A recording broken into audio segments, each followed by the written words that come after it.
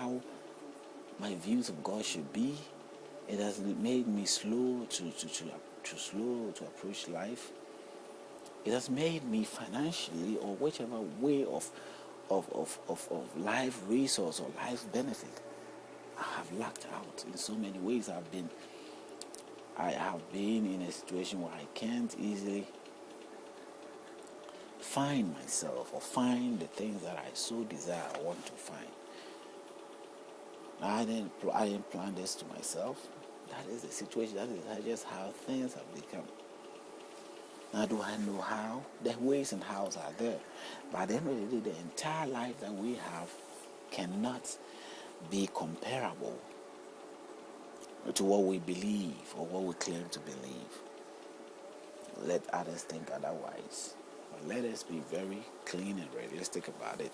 If God was to live, God is to live or reveal himself to us every day, how are we going to react towards him? That is the thing. How are we going to react towards him? But we have a life with an independency around it. We all had an independent life. We make our choices. And that is how things, end up becoming for us.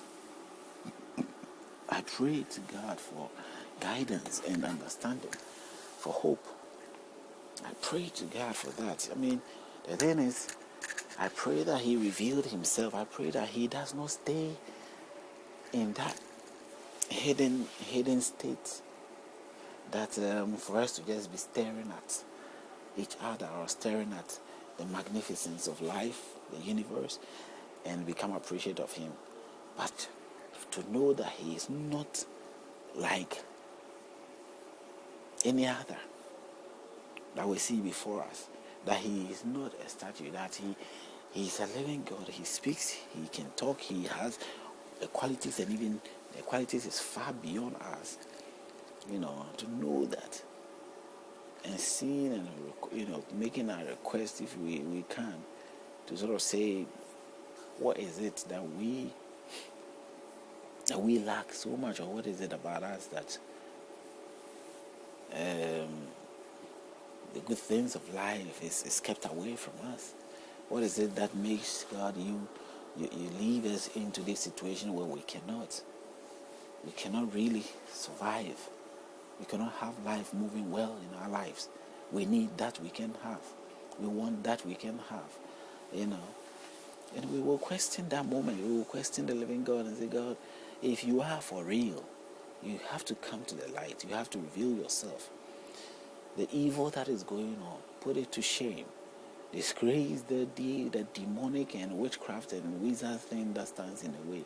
Anything that is evil, that does not want good to bring good, progressive goodness, good to life, help out. Act in that manner. Because I can go out there to tell anybody that this is the word of God, or this is who God is. How am I going to do that? How am I going to prove God or show God to anybody? Through the writings of the Bible? No, of course not. There are so many things that is making it hard to do that. Maybe I may be opening doors to some things people might think, but it's not about door opening. It's about the facts. If anything is opening door at all, it is the book, and it's the book and the contents of it that is bringing all the differences, But if it wasn't for the book, we probably would have come up with some rules or guides, but at the end of the day, we will not live our life being caught off in that situation where we can't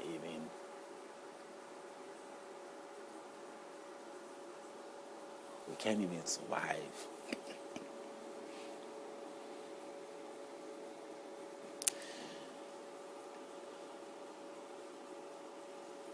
Something isn't right. And when something isn't right, I can feel it and I know it. I believe that you out there will be with me in this journey of unveiling. the friendly trap. It is necessary for us to unveil these things, to show the things that really matters, to talk about the things that really matters, to reveal the things that really matters, and to be able to know the traps that are always ahead around our lives, those things that keeps us imbalanced, those things that stand in the way, those things that makes life difficult, those things that we can't stand and we can't talk about, those things that I open my mouth to talk about it, and then all hell break loose. The things that weakens me, the things that makes me dull.